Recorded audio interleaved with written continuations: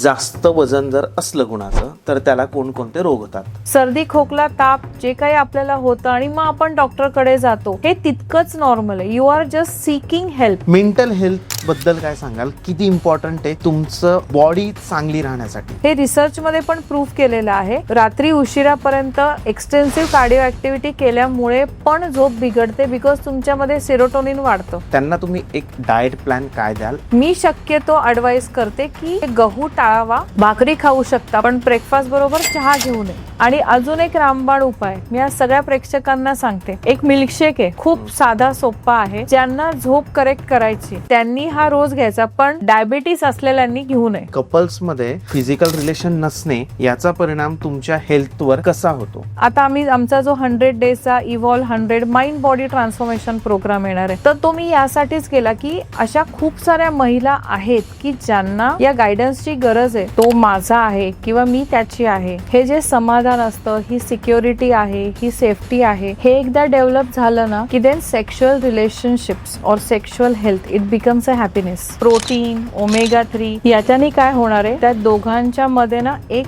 Connection निर्माण होईल. 10,000 steps जर एखादा व्यक्ती आज चालत असेल तर त्याच्या बॉडीवर त्याचा काय परिणाम होऊ शकतो? जी बाजू ऍक्टिव्हेट आहे ना, तो पाय पहिल्या जमिनीवर ठेवायचा. कोलेस्ट्रॉल का वाढतं आणि ते कंट्रोल करण्यासाठी तुम्ही सगळ्यात चांगलं सोल्युशन काय द्याल इन केस ऑफ हेल्थ? प्रत्येक जण सांगतो ब्लड प्रेशर वाढला, स्ट्रेस घेता का? डायबिटीस आहे, स्ट्रेस आहे का? अरे अँजिओप्लास्टी करायला लागेल, स्ट्रेस आहे का जास्त? बायपास वाले पण म्हणतात स्ट्रेस आहे का जास्त? हे का म्हणतायत? त्याला काहीतरी महत्व आहे ना. पण मला दुःख या गोष्टीचं होतं, शिकले सवरलेले लोक आज एक्सेप्टच करत नाहीयेत की मला हे इमोशनल प्रॉब्लेम्स आहेत. लिहून काढा कागदावर, एखाद्या वेळेला शांतपणे बसा, जे मनात येते जसं येते विदाउट गिव्हिंग एनी थॉट. शिव्या येत असतील, काय जे मनात असेल ते सगळं दन दन लिहून काढा, तो कागद फाडा, जाळून टाका, फेकून द्या. This is a proven exercise for those who have gone through heart attack. Pregnancy मध्ये स्त्रियांनी वेट लॉस केलं पाहिजे, ते का सांगितलं आता? त्याचा आणि त्याचा काय संबंध? या भीतीवर लोकांनी करोडो रुपये कमवून घेतले. मेंटल हेल्थ चांगली राहण्यासाठी आणि त्यांचं कुटुंब चांगलं राहण्यासाठी तुम्ही तुमच्या क्लायंटला कशी हेल्प करता? प्रत्येक बापाने आपल्या वयात आलेली मुलगी असली तरीही लहानपणापासून तुमच्या मुलीला उठल्यानंतर सकाळी आणि रात्री झोपताना एक हग करायला पाहिजे. हग करताना I love you and bless you एवढंच म्हटलं पाहिजे.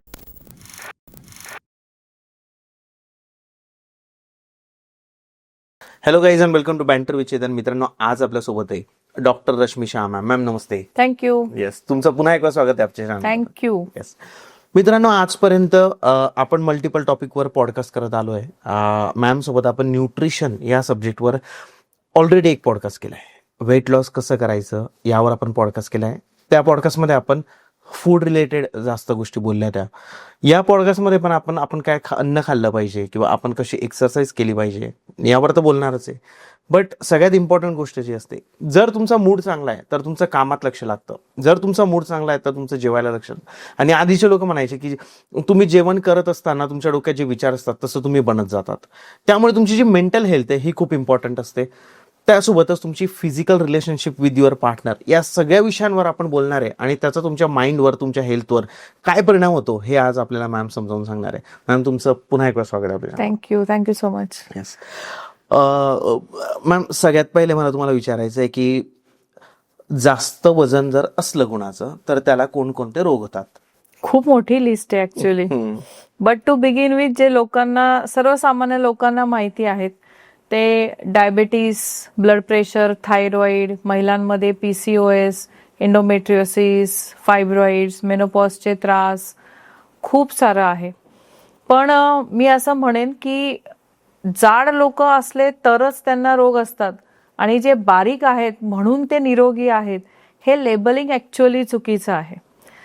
बऱ्याचशा व्यक्ती मी अशा बघितल्या की त्यांचं वजन थोडं जास्त आहे, but they R absolutely healthy. त्यांना कुठली मेडिसिन नाहीये, डायबिटीस नाही, ब्लड प्रेशर नाही, असं कुठलेही लाईफस्टाईल डिसऑर्डर्स नाहीत. बट जे बारीक आहेत त्यांच्यामध्ये पण मी कोलेस्टेरॉल, फॅटी लिव्हर किंवा डायबिटीस असे प्रकार बघितलेले आहेत. सो जाड असल्यावर किंवा when you are obese, it leads to lifestyle disorders, no doubt about it. पण फक्त जाड लोकच आजारी पडतात आणि बारीक निरोगी राहतात. ही संकल्पना चुकीची आहे. ओके. म्हणजे असं नाही की ज्यांचं वजन जास्त असतं तेच आजारी पडू शकतात. बारीक लोकही आपण मोठे मोठे आजार होताना पाहिले. ज्यांची लाईफस्टाईल खराब आहे, तुम्ही बारीक असा किंवा जाड असा, ते आजारी पडतातच. लाईफस्टाईल खराब असणे म्हणजे काय? लाईफस्टाईल खराब असणे म्हणजे सध्या सगळेजण जसे जगतायत तसं, म्हणजे अपुरी झोप किंवा खूप उशिरा झोपायचं, ज्यांना रात्री झोप लागत नाही, हे पण एक one of the lifestyle disorder झालेला आहे. झोप न येणे, झोपेचे त्रास, किंवा आता तर त्याला झोपेचा आजार असं म्हणतात. पूर्वी झोपेचा त्रास आहे असं म्हणायचे, आता ते झोपेचा आजार आहे असं म्हणतात. तर सर्वात पहिलं मेन म्हणजे झोप, अपुरी झोप, किंवा जे लोक वेळेवर न झोपणे, ज्यांना झोपच लागत नाही, लागली तरी लवकर जाग येते, हे पहिलं म्हणजे झोप. कुठल्याही प्रकारची एक्सरसाइज न करणे, कुठलीही शारीरिक हालचाल नसणे, बसून ज्यांचं काम आहे स्पेशली त्यांच्यामध्ये, काहीही कधीही आणि कसंही खाणे, विचार केल्याशिवाय, ह्या 3 गोष्टी म्हणजे लाईफस्टाईल डिसऑर्डर्स. आणि सर्वात महत्वाचं आपल्या मेंटल हेल्थची काळजी न घेणे, मानसिक आरोग्याची काळजी न घेणे, हे सगळं आलं लाईफस्टाईल डिसऑर्डर. ओके. ही ऍक्च्युअल लाईफस्टाईल डिसऑर्डर आहे. ही लाईफस्टाईल बिघडली आपण जेव्हा म्हणतो, बरोबर. म्हणजे तुमची झोप अपुरी आहे का, किंवा तुम्ही खूप रात्री उशिरापर्यंत झोपत नाही का, तुम्ही काही कसंही कधीही खाता का, तुमची एक्सरसाइज डिसिप्लिन किंवा रोज तुम्ही करत नाही का, आणि तुमचं मानसिक आरोग्य म्हणजे आनंदी राहण्याकडे कल कमी आहे का, हे प्रश्न प्रत्येकाने स्वतःला विचारावे. आणि या सगळ्यांचं किंवा यातल्या 3 प्रश्नांचं उत्तर जरी हो असं आलं, that means your lifestyle is not right. Okay. काय होतं मॅम की आपण जेव्हा आता आपल्या या सराउंडिंगमध्ये, या सोसायटीमध्ये आपण जगत असतो ना, तर फूडचं बघितलं जातं, ॲडिक्शन्स या गोष्टींना खूप जास्त बघितलं जातं की हा मुलगा जर दारू पितोय तर हा खराब आहे, किंवा स्मोक करतोय खराब, आणि ते खराबच आहे, किंवा फूड इंटेक कुणाचा खराब असेल, किंवा लाईफस्टाईल ते आहे. मेंटल हेल्थ तुम्ही याच्यात एक नवीन मुद्दा सांगितला, खूप इग्नोर केला गेलेला टॉपिक वाटतो मला मॅम मेंटल हेल्थ. म्हणजे आपण आपल्या लहानपणापासून जे बघत आलोय, म्हणजे आम्ही आमच्या गावाकडे पाहिलं असेल, तुम्ही शहरात राहिले, तुम्ही शहरात पाहिलं असेल, मेंटल हेल्थला खूपच इग्नोर केलं गेलेलं आहे. म्हणजे लोकांना हा एक आजार आहे हे ऍक्सेप्ट करायलाच लोक तयार नाहीये. आणि सगळ्यात जास्त मेजर प्रमाणे याचं असं नाहीये की फक्त फिमेल्समध्ये किंवा पुरुषांमध्ये, पुरुष दाखवायला लाजतो आणि स्त्री ही रडून दाखवून देते किंवा समजून जातं. मेंटल हेल्थ बद्दल काय सांगाल, किती इम्पॉर्टंट आहे तुमचं बॉडी चांगली राहण्यासाठी? मेंटल हेल्थ हा तुमच्या हेल्दी बॉडीचा पाया आहे. डाएट, एक्सरसाइज, न्यूट्रिशन हे सगळं नंतर, मेंटल हेल्थ आधी.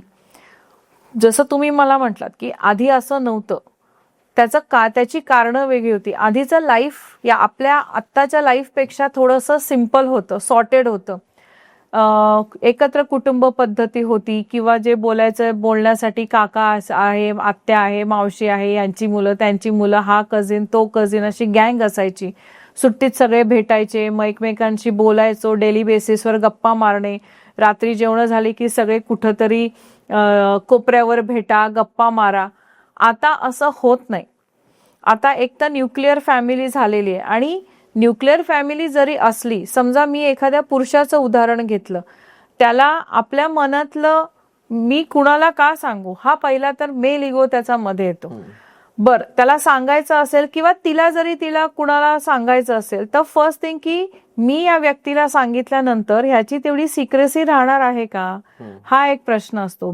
फिअर ऑफ बिंग जजमेंटल, किंवा हे 10 लोकांच्या मध्ये पसरलं तर लोक मला नावं ठेवतील, याच्यामुळे लोक मन मोकळं करायलाच घाबरतात.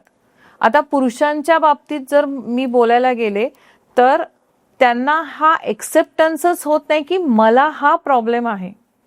You are a human being, male or female, तुम्ही ह्युमन बिईंग आहात. तुम्हाला घडवताना देवानी मन दिलेलं आहे, तर ते कधीतरी त्याचा बॅलन्स जाणार आहे. किंवा मला एखादा मेंटल हेल्थ इश्यू आहे म्हणून मी काय वेडा आहे असं नाही आहे काही. मी जेव्हा कुणाला सांगते की you should seek a help of a therapist, याचा अर्थ बाबा तू वेडा आहेस आणि म्हणून तू सायकॅट्रिस्ट कडे जा किंवा सायकोथेरपिस्ट कडे जा असं नाही. सर्दी खोकला ताप जे काही आपल्याला होतं आणि मग आपण डॉक्टरकडे जातो हे तितकंच नॉर्मल आहे. You are just seeking help. आपण स्वतःची मदत एका पॉइंटच्या पलीकडे नाही करू शकत. मी नवरा बायकोचं जरी उदाहरण घेतलं तरी बायको नवऱ्याला आणि नवरा बायकोला आपल्या मनातल्या सगळ्या फिलिंग्स जसं आहे तसं नाही सांगू शकत. जरीही ते लाईफ पार्टनर्स असले तरीही, कितीही मन मोकळे असले तरी पण. मग अशा वेळेला तुम्ही तुमचे फिलिंग्स दाबून ठेवणार, त्याचं रूपांतर एन्झायटी, स्ट्रेस, डिप्रेशनमध्ये होणार. मग त्याचा तुमच्या शरीरावर परिणाम होणार. मग तो शरीरावर परिणाम कसा होणार तर तुमचे हॉर्मोन्स बिघडणार, तुमचे क्रेविंग्स वाढणार, इन्सुलिन सेन्सिटिव्हिटी खराब होणार आणि मग वजन वाढणार, झोप खराब होणार, एनर्जी लेवल कमी होणार. मग त्यापेक्षा be it a male or a female, accept it that you need a help. झोप किती महत्वाची आहे आपल्या हेल्थसाठी खूप. आणि का? तुम्ही शांत झोपलात की तुम्ही सकाळी फ्रेश उठणार. तुम्ही जेव्हा रात्री उशिरापर्यंत जागे राहता, मग एक आपल्या मराठीत म्हणे, रिकामं मन सैतानाचं घर. रात्री एकदम नीरव शांतता असते, अंधार असतो, आपल्या बाजूला आपला जो पार्टनर आहे, घरातले लोक झोपलेले असतात, राहिलं जागं कोण? तुम्ही एकटेच.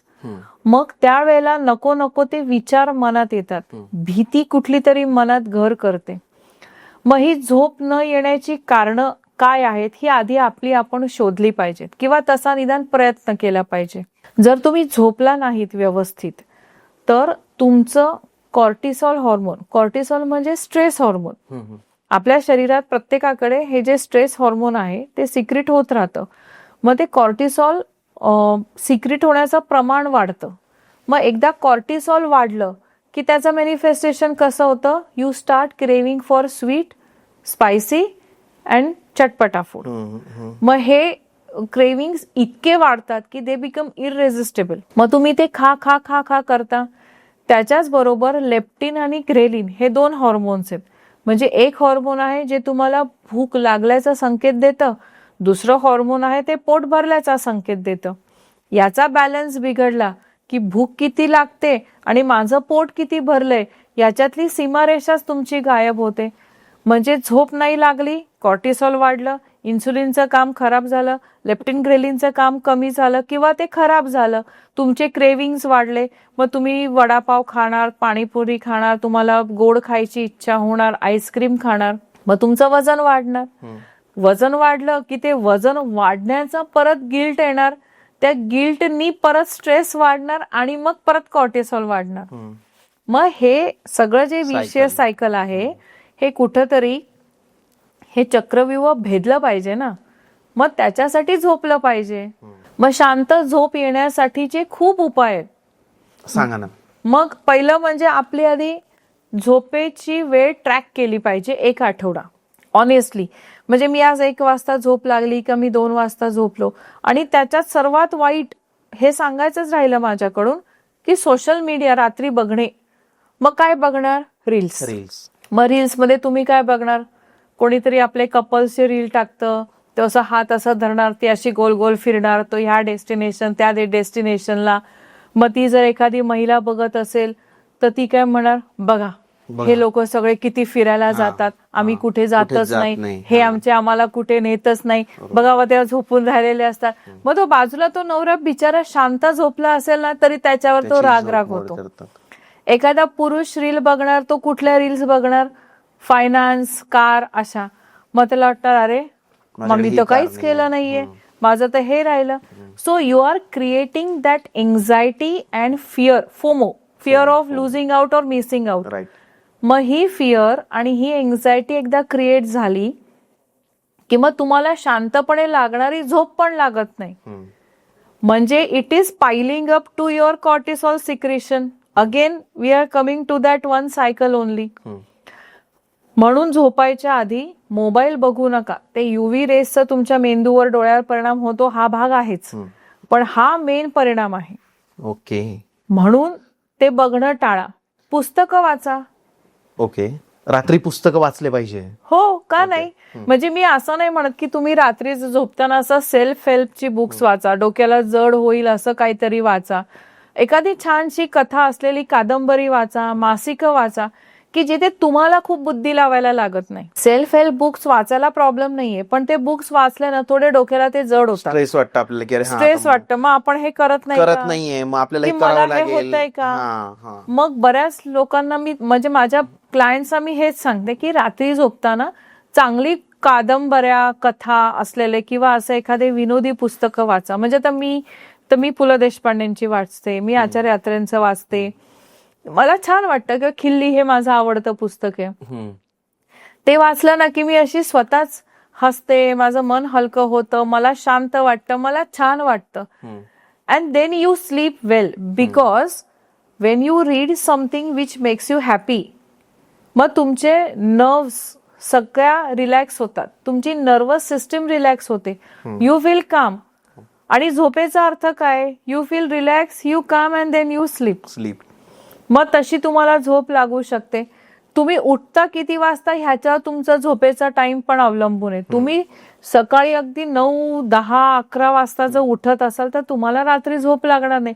अशा पण महिला आहेत की रात्री 1:30-2 पर्यंत त्यांना झोप लागत नाही, पण त्या सकाळी 6ला उठणं भाग आहे. म्हणजे तुम्ही विचार करा की रात्रीच्या 4 तास झोप आणि ती महिला दिवसभराचं काम करते, घर, ऑफिस, मुलं, सगळ्या जबाबदाऱ्या. So how much stress she is putting on her body. बरोबर आहे, एक्झॅक्टली. हा ना. मग 7 तासांची झोप, एक पुस्तकं वाचणे, डोळे बंद करून शांत बसणे आणि रात्री किंवा संध्याकाळी 6 नंतर खूप जास्त फिजिकल ऍक्टिव्हिटी, फिजिकल एक्सरसाइज, ती जर तुमची झोप बिघडवत असेल तर ते न करणे. हे रिसर्चमध्ये पण प्रूव्ह केलेलं आहे की रात्री उशिरापर्यंत एक्सटेन्सिव्ह कार्डिओ ऍक्टिव्हिटी केल्यामुळे पण झोप बिघडते, बिकॉज तुमच्यामध्ये सेरोटोनिन वाढतं किंवा हॅपी हॉर्मोन वाढतं. You feel active, you feel energetic. So towards your bed you should feel काम अँड पीसफुल. तुम्ही डिनरमध्ये काय खाता हे पण महत्वाचं. तेलकट, तळलेलं, चटपटा, हाय सॉल्ट, हाय स्पायसी असं काही फूड खाता का? तर ते अवॉइड केलं पाहिजे. रात्री हे नको खायला, डिनरमध्ये हे नाही खायचं. ओके. जर झोप चांगली करायची असेल तर. हा, मग काय खायचं मॅम रात्री डिनर मध्ये? वरण भात, तूप घालून, वरण भात, मेथकूट, तूप असं छान. खिचडी कढी खाऊ शकता. डाळीपासून म्हणजे एस्पेशली मुगाची डाळ किंवा छिलकावाली मुगाची डाळ, त्याच्यापासून बनवलेले डोसे खाऊ शकता, त्याच्यापासून बनवलेली इडली खाऊ शकता. मी शक्यतो ऍडवाइस करते की ग्लुटन म्हणजे गहू टाळावा रात्रीच्या जेवणामध्ये, because that creates lot of bloating, heaviness. मग तो हेवीनेस आला की again your sleep will be disturb. भाकरी खाऊ शकता, पण मग हे खाताना डोंट ईट इट ड्राय, म्हणजे सुकी भाजी आणि भाकरी एवढं नाही खायचं. त्याच्याबरोबर एखादी डाळ, कढी बनवून खा, आमटी घ्या. हे असं काहीतरी कुस्करून खाणं. Soft food which is lighter on your गट. दही थोडंसं, म्हणजे आता पावसाळा हिवाळा आल्यावर नाही, पण आता उन्हाळा आहे त्यामुळे दही ताक तुम्ही घेऊ शकता. मी असं फूड पाहिलंय, भरपूर लोक काय करतात ना की भाजी पोळी किंवा भाकरी आणि भाजी आणि सोबत रोज एक ग्लास ताक पितात. Is it good ma'am? हो. ताक खूप चांगलं आहे का बॉडीला? कसं सूट होत असेल तर चांगलंय. हा, कुणाला देर आर पीपल ज्यांना सूटच होत नाही ताक. ओके. पण मी माझ्या करिअरमध्ये खूप साऱ्या लोकांचं लॉंग सीटेड क्रोनिक कॉन्स्टिपेशन फक्त ताक डिनरमध्ये ऍड करून क्लिअर करून दिलेलं आहे. No laxative needed. हे बघा, ताक सगळे जे दुपारच्या जेवणानंतर घेतात. आयुर्वेद सांगतं की तुम्ही रात्री ताक घेऊ नका, पण हे प्रत्येकाचं आपलं आपलं वेगळं मत आहे. मी इथे with respect to all the doctors around the world मी फक्त माझं मत मांडते आणि माझा एक्सपिरियन्स सांगते. रात्रीच्या जेवणात दही किंवा ताक घ्यायला काही हरकत नाही. Absolutely no problem. मग त्याच्यात तुम्ही दही घ्या, त्याच्यामध्ये काकडी खिसून टाका, थोड्याशा भाज्या टाका, असं मस्त रायता बनवून घ्या, त्याच्याबरोबर मसाले भात घ्या किंवा पुलाव घ्या किंवा साधा भात घ्या, एखादी भाजी घ्या. Isn't it a full meal? बरोबर. It has protein also, fibres also, fats also and good carbs also, whole carbs also. So that is going to give you lighter stomach towards the end of the day. खूप उशिरा जेवायचं नाही. झोपायच्या 2 ते 3 तास आधी your meal should be done. म्हणजे तुम्हाला जर 11 वाजता झोपायचंय, मॅक्सिमम 7-8 वाजेपर्यंत तुमचं जेवण झालं पाहिजे. 3 तास मोकळे पाहिजे आपल्याला. मिनिमम आत्ताच्या याच्यात मी म्हणते बाबा 2 तास तरी. पण 9 नंतर शक्यतो खूप उशिरा जेवूच नाही. 8 मॅक्सिमम 8:30. पण त्याच्यानंतर जेवणाची वेळ नाहीये ही. मग तुमच्या जेवणात प्रोटीन हवं किंवा तुमच्या जेवणात प्रोबायोटिक्स हवे. मग हे सगळं जेव्हा जातं तेव्हा it works on your gut. You feel lighter. There is no bloating. There is no acidity. And then you automatically fall sleep and you wake up fresh. मग तुम्हाला सकाळी लवकर जाग आली की परत त्या दिवशी तुम्ही रात्री लवकर झोपणार. आणि अजून एक रामबाण उपाय मी आज सगळ्या प्रेक्षकांना सांगते. एक मिल्कशेक आहे, खूप साधा सोपा आहे. ओके. पण ज्यांना झोप करेक्ट करायची त्यांनी हा रोज घ्यायचा. पण डायबिटीस असलेल्यांनी घेऊ नये. ओके. हा रोज घेतला तर डेफिनेटली तुम्हाला फरक पडेल. म्हणजे झोपेच्या गोळीसारखा ह्याचा असर होतो. हो. एकदम साधं. अर्ध केळं घ्यायचं, 1 कप दूध, एक इलायची छोटी आणि 4 काजू. या तर तुम्ही याचा मिल्कशेक बनवून घ्या किंवा मग सेपरेट खा. काय होतं, दुधामध्ये केझिन प्रोटीन आहे. That helps you to relax your muscles and nerves. बनानामध्ये मॅग्नेशियम आहे आणि ट्रिप्टोफॅन आहे जे तुम्हाला झोपायला हेल्प करतं.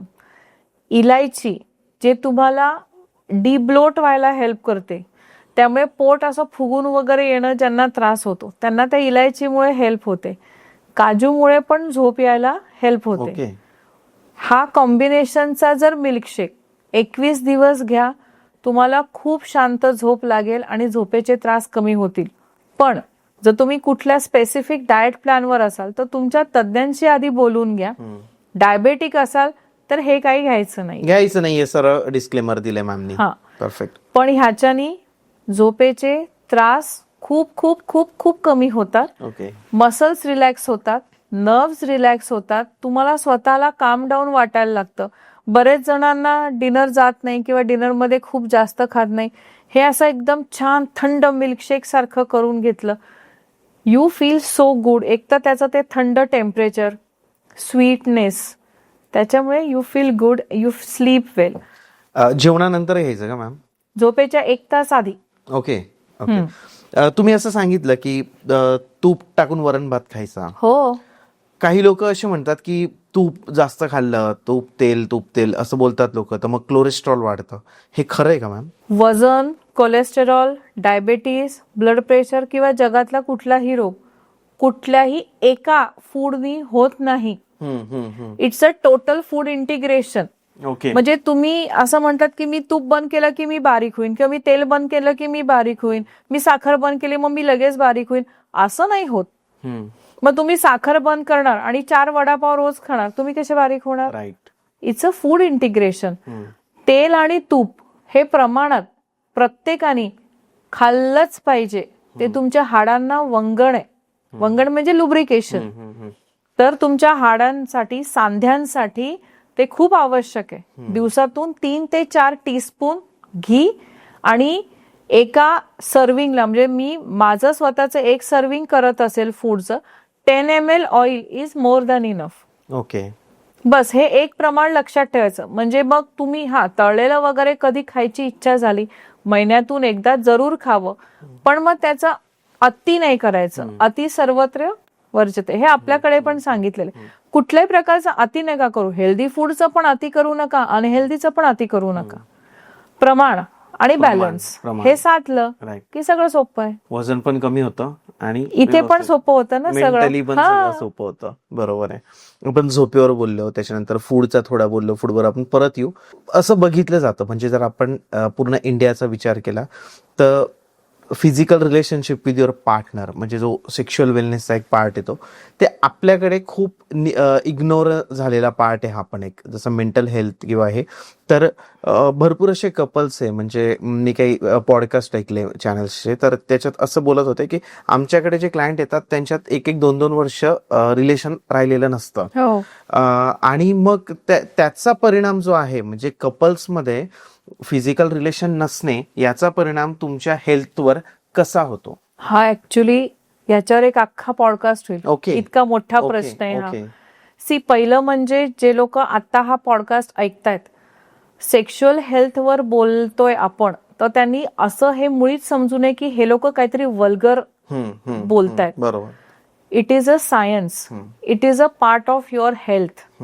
Emotional health, mental health, sexual health and physical health. Right. These 4 are the pillars of your healthy life. मग सेक्शुअल हेल्थ बद्दल का बोलायचं नाही? आपण त्याच्याबद्दल बोललं पाहिजे. चांगले त्याच्यावरचे पॉडकास्ट, लेक्चर्स, खूप सारे सिनियर लोकांनी त्याच्यावर काम केलेले, ते ऐकलं पाहिजे. तर त्याचा टॅबू हे ऐकणाऱ्यांनी आधी काढला पाहिजे की हे आता काहीतरी वेगळंच बोलायला लागलेत. Sexual relationships, these are deeply connected to your mental health. Okay. Mental हेल्थचा सेक्शुअल रिलेशनशिप्सवर कसा असर होतो ते आपण बघूया. आजकाल प्रत्येकाचं लाईफ बिझी आणि स्ट्रेस्ड हे असं झालेलं आहे. मग बिझी म्हणजे काय? तुमच्या मागे खूप साऱ्या गोष्टी असतात. एक तर तुमचं स्वतःचं करिअर, फायनान्शियल स्टेबिलिटी, त्याच्याच बरोबर तुम्हाला फॅमिली रिस्पॉन्सिबिलिटी आहे, सोशल रिस्पॉन्सिबिलिटी आहे, मग तुम्हाला स्वतःची पण काळजी घ्यायची. ह्याच्यामध्ये ती व्यक्ती मेंटली इतकी एक्झॉस्टेड होते, इतकी ती डिस्टर्ब झालेली असते, that person cannot just think of giving some time for this aspect of life. कारण एनर्जीज ड्रेन झालेली आहे तुमची. Then how will you give that energy to this act? हे एक झालं. मेंटल हेल्थ विषयी बोलायचं झालं तर स्ट्रेस हा प्रत्येकाला आहे, असणार आहे आणि तो वाढणार आहे. पण आपण तो स्ट्रेस टॅकल कसा करायचा हे शिकलं पाहिजे. त्याच्या बऱ्याचशा पद्धती आहेत. मेडिटेशन आहे, रायटिंग ग्रॅटिट्यूड आहे, सिकिंग अ थेरपिस्ट हेल्प आहे, आणि सर्वात महत्वाचं म्हणजे तुमची स्वतःची physical health. For a male, if you are obese, then तुमचं testosterone secretion is going to affect. It is going to affect your libido, म्हणजे सेक्शुअल रिलेशनशिप्स करण्याची इच्छा, आणि इरेक्टाईल डिसफंक्शन म्हणजे लिंगाची ताठरता, आणि त्या अनुषंगाने येणारे सगळे डिसऑर्डर्स, हे सगळं खूप डीपली अफेक्ट होतं ओबेसिटीमुळे, वजन जास्त हो, असल्यामुळे. डेफिनेटली. ओके. आणि हे अफेक्ट झालं की त्या मेलचा कॉन्फिडन्स कमी होतो, त्याला स्वतःबद्दल एक लो कॉन्फिडन्स होतो, किंवा त्याला असं स्वतःबद्दल असं वाटतं की अरे मी कुठल्या कामाचाच नाहीये, मी माझ्या पार्टनरला ह्या हॅपीनेस किंवा ते सुख देऊ शकत नाही.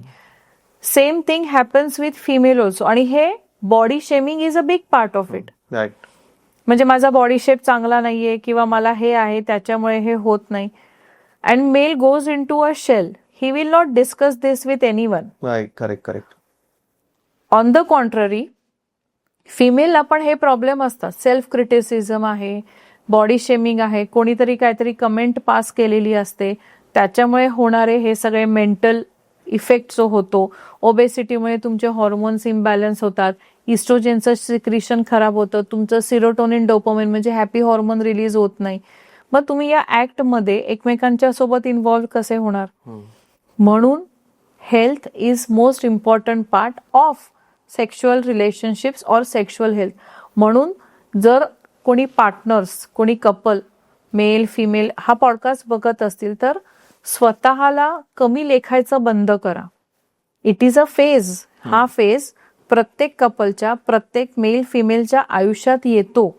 पण म्हणून तुम्ही स्वतःला आणि आपल्या पार्टनरला कमी लेखू नका. एकमेकांच्या सोबत बसा, बोला आणि ठरवा की चल आता आपण दोघं सोबत आपल्या हेल्थची काळजी घेऊ. कुक टुगेदर, एक्सरसाइज टुगेदर, किंवा अगदी सोबत सोबत एक्सरसाइज नसेल करायची तो be accountable to each other, की तू आज एक्सरसाइज केली का, तू का आज का नाही केलीस. And be caring and friendly to each other. एकमेकांना स्वतःचे हेल्थ गोल्स अचीव्ह करायला सपोर्ट करा. सल्ल्याची कुणालाही इथे गरज नाहीये. सल्ले द्यायला आपले इंटरनेट एकदम खचाखच भरलेलं आहे. इथे हवाय सपोर्ट. तू मला सपोर्ट कर, मी तुला सपोर्ट करतो. आपण एकमेकांना लाईफ पार्टनर्स म्हणतो ना, एका रथाची 2 चाकं. सो हा बॅलन्स इथे साधला गेला पाहिजे. मग जसं जसं त्यांच्यामध्ये हा हेल्थ साठीचा एकत्रपणा येईल ना, मग हळूहळू त्यांच्यात ते मेंटल कनेक्शन डेव्हलप होतं परत. And that helps to develop a good sexual health also. दुसरा पार्ट त्याचा असा आहे, सेक्शुअल हेल्थ किंवा हेल्दी सेक्शुअल रिलेशनशिपचा अर्थ just getting in to bed and having that process एवढाच नसतो. It starts a way behind, म्हणजे खूप आधी त्याची सुरुवात होते. तुम्ही मेंटली एकमेकांशी कनेक्टेड आहात का? म्हणजे तुम्ही एकमेकांची भांडणं करणार, टोमणे मारणार, तुम्ही एकमेकांचे अपमान करणार, तुम्ही दूषण देणार, and then you cannot expect a healthy sexual relationship with each other. मनात तो कटुता ठेवून मनात एकमेकांकडे कटुता राहतेच, मग त्या प्रोसेसच्या दरम्यान पण राहते. राईट. मग देन इट बिकम्स जस्ट करायचं म्हणून केलं. मग त्यासाठी दिवसभर एकमेकांच्या सोबत राहा.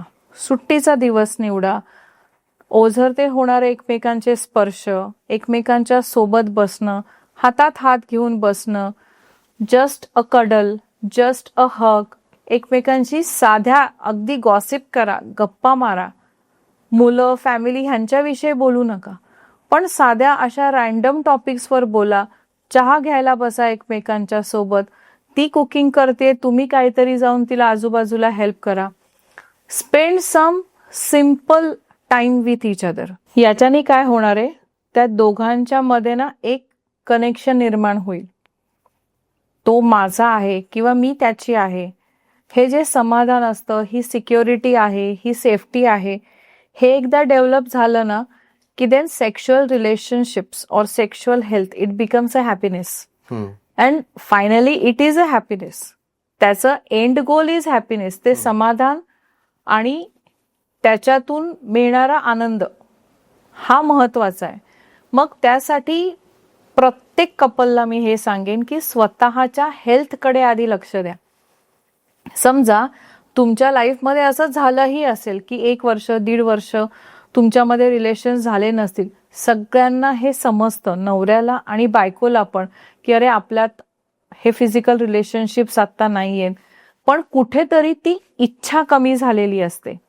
मग त्याचं कारण काय आहे, या आता एकमेकांच्या सोबत बसून डिस्कस करून शोधा, किंवा मग तुम्ही एखाद्या डॉक्टरची, थेरपिस्टची हेल्प घ्या. असं काही तुम्ही एखादा ड्रिंक जसं तुम्ही सांगितलं झोपेसाठी, तसं फॉर द बेटर सेक्शुअल म्हणजे प्रोसेस त्यांची एकमेकांची इच्छा होण्यासाठी, तर असं काही एखादा शेक तुम्ही सांगू शकतात का जो नवरा बायको एकमेकांसाठी करू शकते? नाही, तसं ऍक्च्युअली त्याच्यात तसं काहीही नाहीये. पण काही फूड आयटम जसं प्रोटीन, ओमेगा 3 ह्या 2 गोष्टी तुमच्या आहारात योग्य प्रमाणात तुम्ही जर घेतल्यात तर it helps you to be energetic and fresh. मग तुमची एनर्जी लेवल वाढते. एनर्जी लेवल वाढली की आपोआप यू स्टार्ट फिलिंग हॅपी. थकलेला माणूस असा हॅपी नाही दिसत. Right. Happiness is related to feeling energetic, right. मग डू समथिंग और eat food which will give you good energy. म्हणजे मिक्स भाज्यांचे ज्यूस असतील, भरपूर फळं, प्रोटीन्स, आणि सर्वात महत्वाचं म्हणजे ओमेगा 3 फॅटी ऍसिड्स. म्हणजे तुम्ही coconut water, chia seeds, flax seeds ह्या जर गोष्टी तुमच्या रोजच्या आहारात समाविष्ट केल्या ना, तर हळूहळू तुमची एनर्जी लेवल वाढेल. तुमची एक्सरसाइजमुळे अजून तुमची बॉडी वेल शेप्ड होईल, वेल डिफाईन होईल. मग तो स्वतःमध्ये जो एक कॉन्फिडन्स बिल्ड होतो ना, that is a next level. बरोबर आहे, करेक्ट. आरशात बघून आपला बॉडी शेप चेंज होताना बघणं, हा हॅपीनेस करोडो रुपये खर्च करून पण येणार नाही. That's a different thing. Dopamine release करून ते डोपामाइन रिलीज होणारच. म्हणून माझं प्रत्येकाला एक म्हणणं आहे की हा फेज आला असेल ना, इट्स ओके. त्याच्यात गुन्हा नाहीये, किंवा तुमच्यात काही प्रॉब्लेम आहे का नाही हे मग फाइंड आउट करा. Take a help. महिला गायनेकोलॉजिस्टला भेटू शकतात. पुरुषांमध्ये काय प्रॉब्लेम्स असेल तुम्ही युरोलॉजिस्टला भेटा. सेक्शुअल रिलेशनशिपचे थेरपिस्ट किंवा त्याचे एक्सपर्ट्स पण खूप आहेत आता. तुम्ही त्यांना जाऊन भेटू शकता. असेल काही प्रॉब्लेम तर ते डिफाईन करतील, तुम्हाला मदत करतील. पण हा प्रॉब्लेम ड्रॅग करू नका. आता होत नाहीये ना, जाऊ दे ना, आता काय करायचंय. असं म्हणून ना ह्याला इग्नोर करू नका, त्याला ड्रॅग करू नका, कारण त्याच्यानी तुमच्या मधला मानसिक दुरावा वाढत जाणार आहे. बरोबर आहे. नात्यांमध्ये एकदा दुरावा आला की मग ते तुटायला वेळ लागत नाही, किंवा तुटलं जरी नाही ना तरी त्याच्यात ते डिस्टन्स राहतं, and that distance creates pain. बरोबर आहे. म्हणून ह्या गोष्टींवर लक्ष द्या.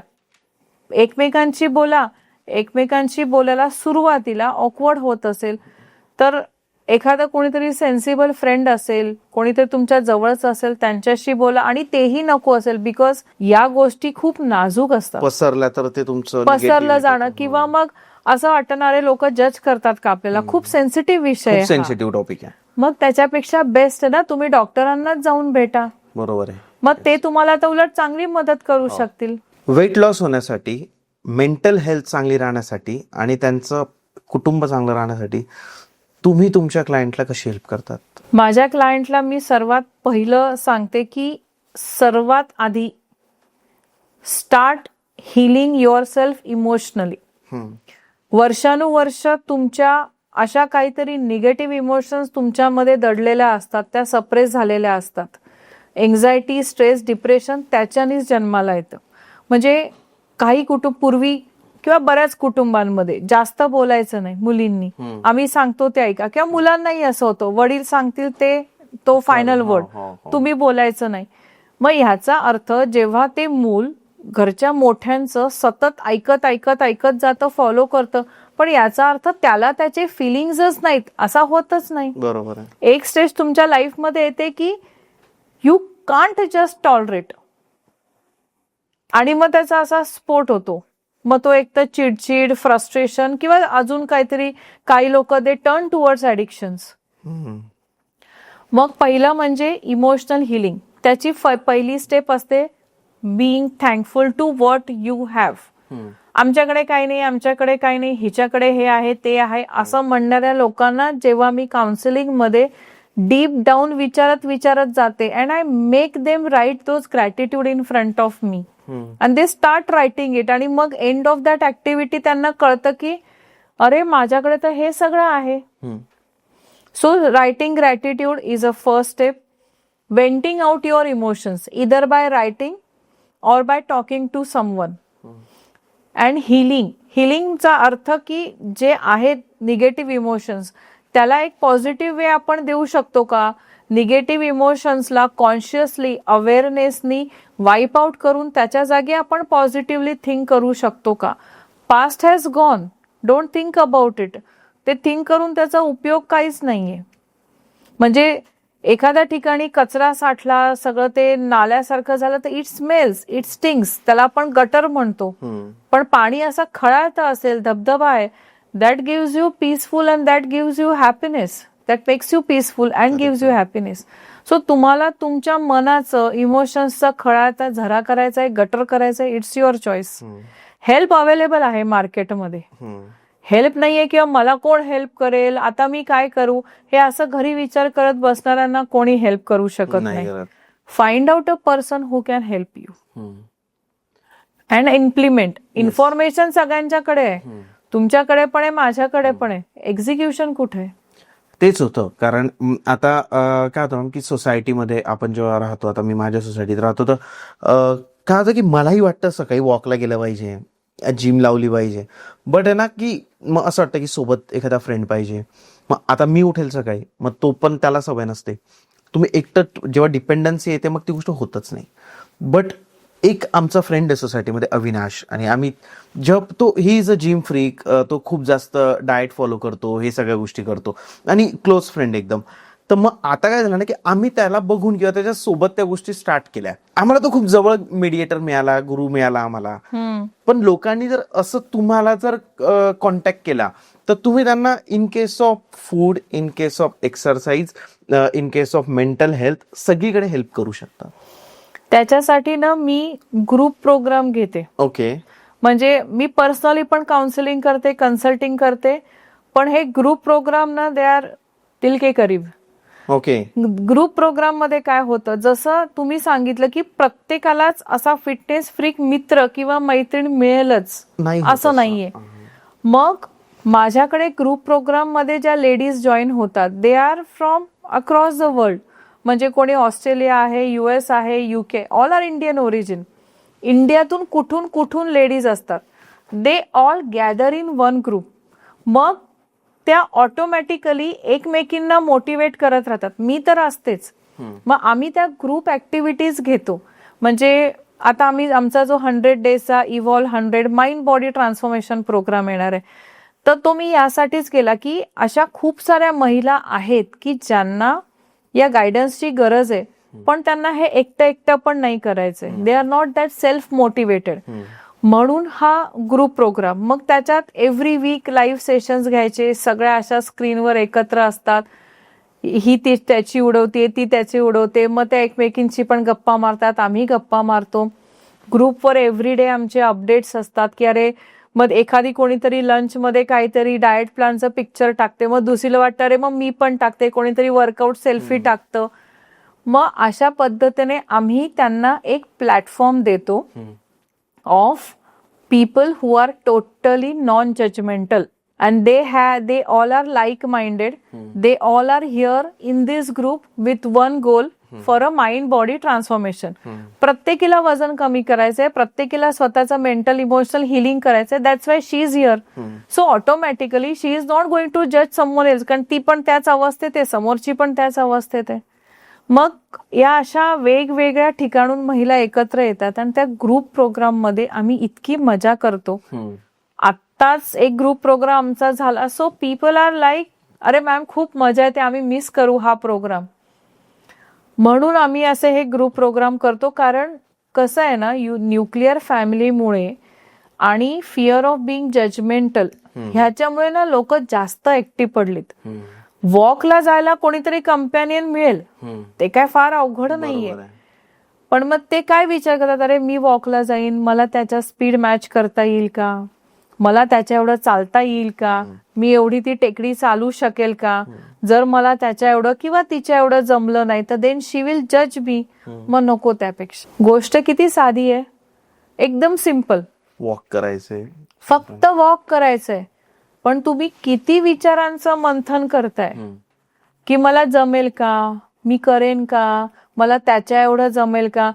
पण मग त्या फेज मध्ये तुम्ही किती कॉर्टिसॉल सिक्रेट करून घेतलं, मग किती तुम्ही स्वतःच्या मनाला, तुम्ही स्वतःला किती सेल्फ क्रिटिसिझम केलं की मला जमणारच नाही, मला जमणारच नाही.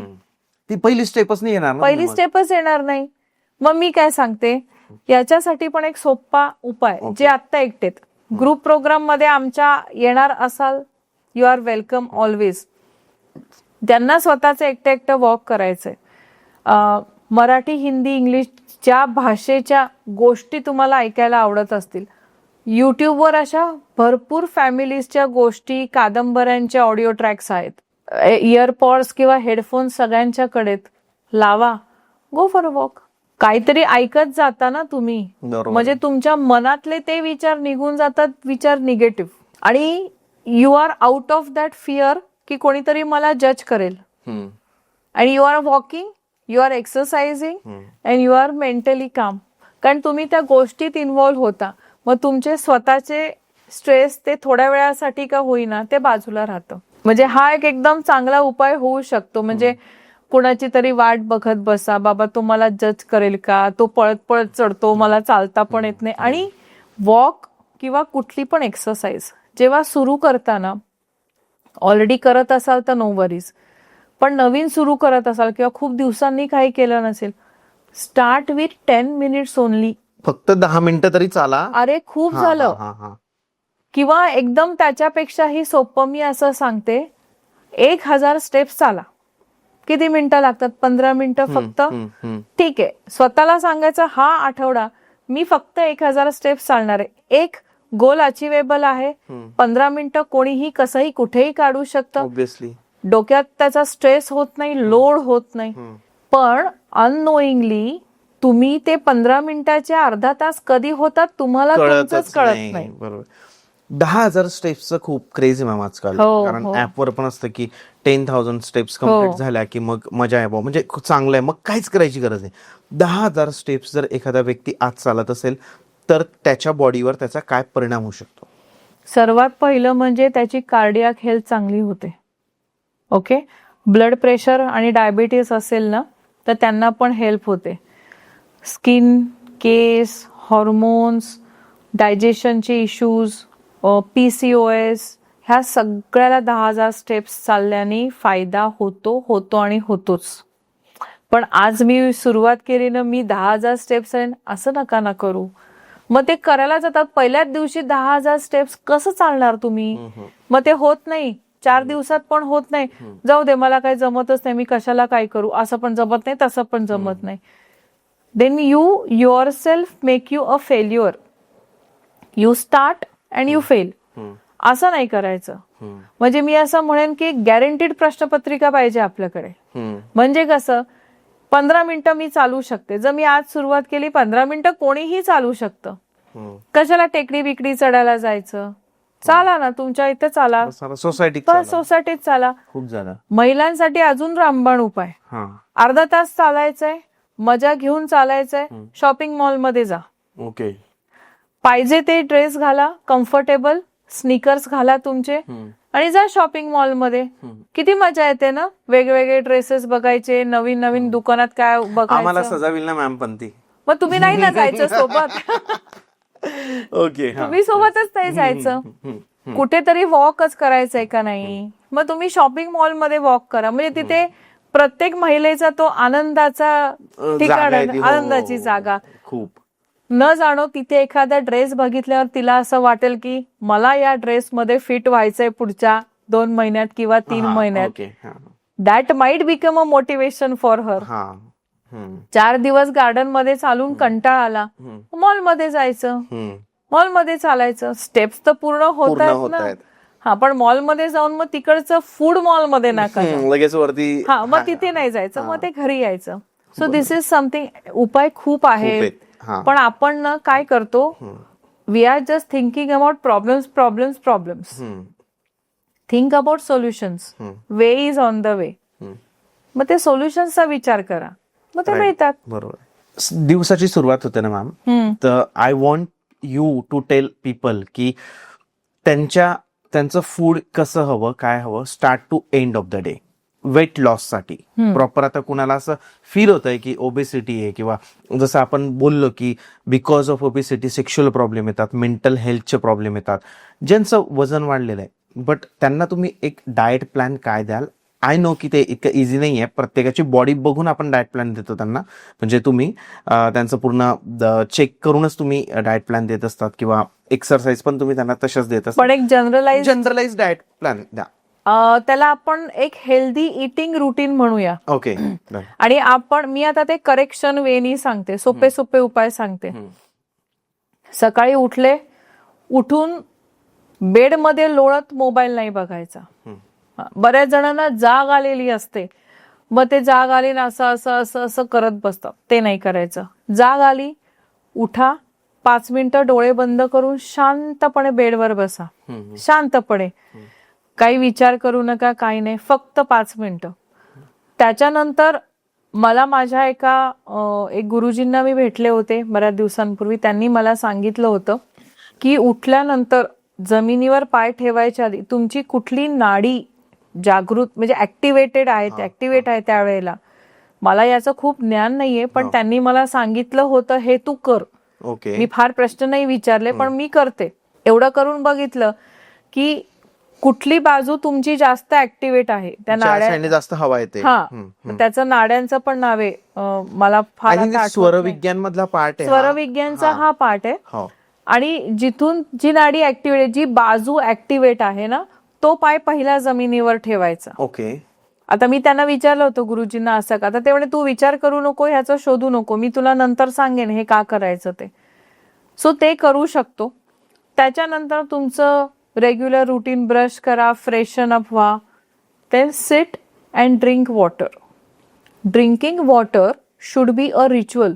कसं तरी बसा पाणी नाही प्यायचं, बसा शांतपणे आणि पाणी प्या. माठाचं, रूम टेम्परेचर, वेदर थंड असेल तर कोमट पाणी प्या. ब्रश केल्यानंतर मॅम ना, काही जण ब्रश करायच्या आधी नंतर आपल्या कम्फर्टवर आहे. ते झालं, पाणी पिऊन झालं की एखादं डिटॉक्स ड्रिंक घ्या.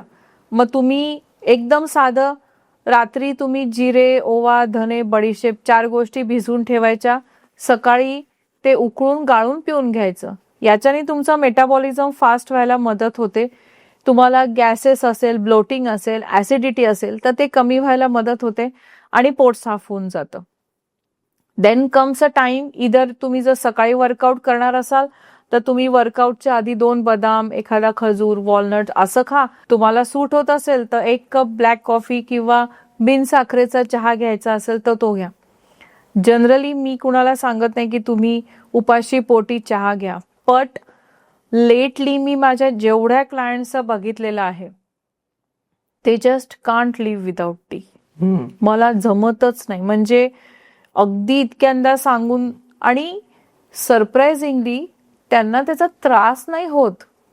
आय हॅव सीन पीपल उपाशी पोटी चहा पिऊन त्यांना ऍसिडिटी पण होत नाही.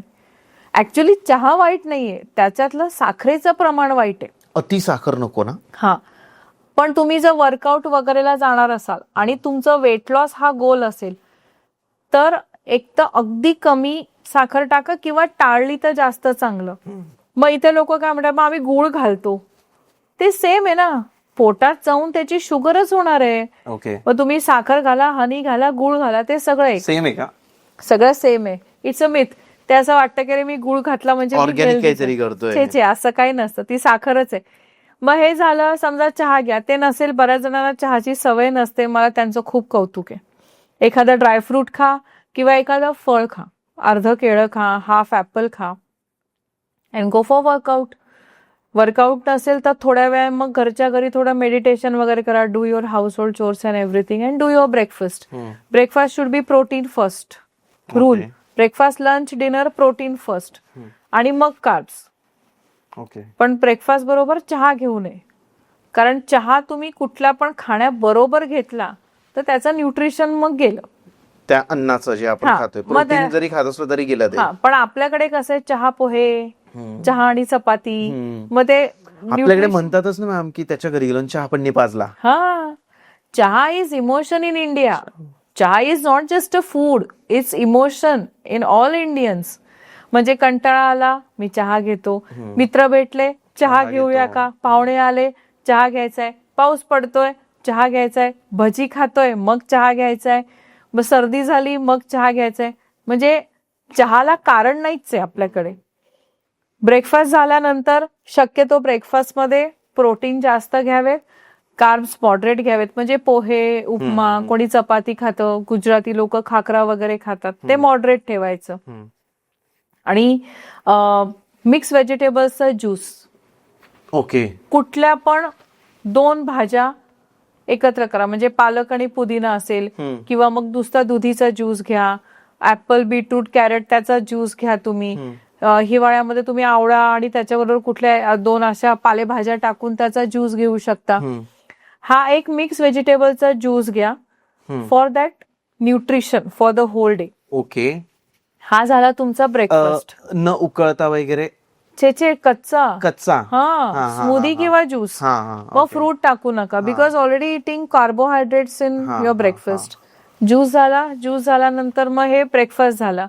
Then keep a gap of at least 2 to 3 hours. म्हणजे तुमच्या शरीराला ते प्रोसेस करायला वेळ दिला पाहिजे.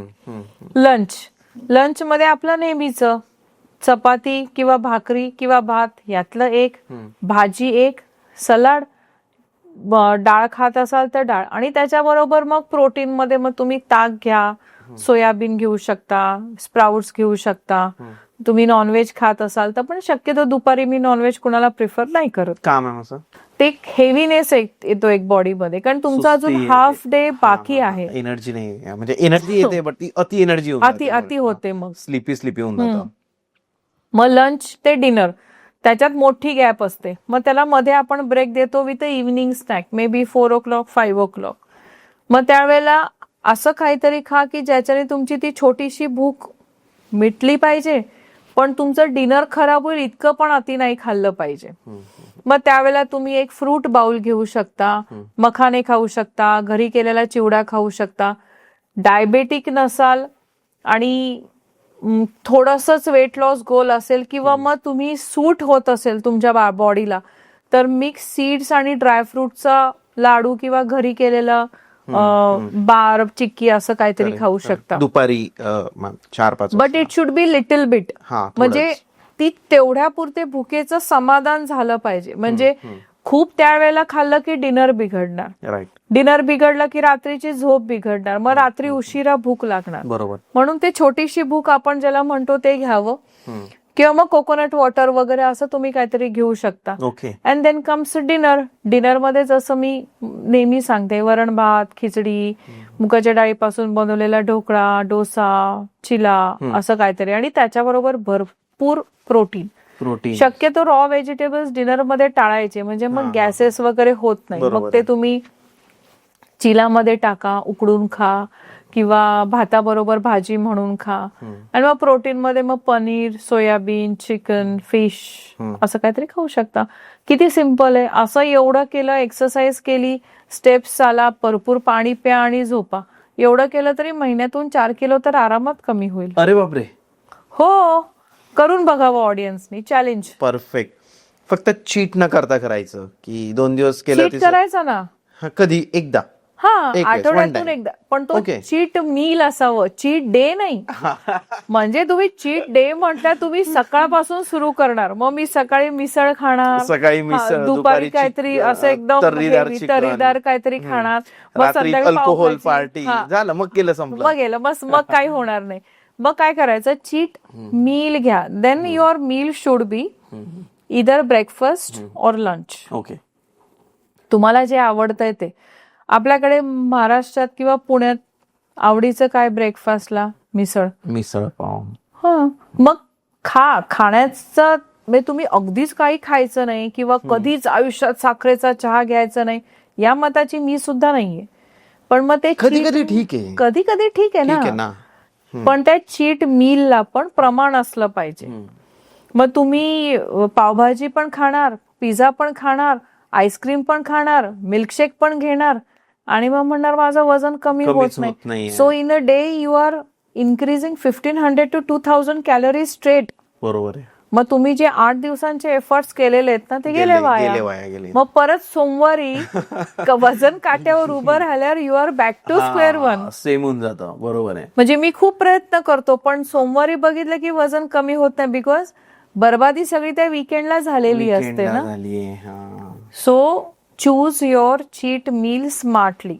इदर आईस्क्रीम और तुमचं काहीतरी फेवरेट. वडापाव खाणार आहे का, मग तुम्ही समोसा खाणार आहे का, मग तुम्ही पाणीपुरी खाणार आहे का. And keep this cheat meal as a reward. मी हा 1 आठवडा अजिबात बाहेरचं खाणार नाही.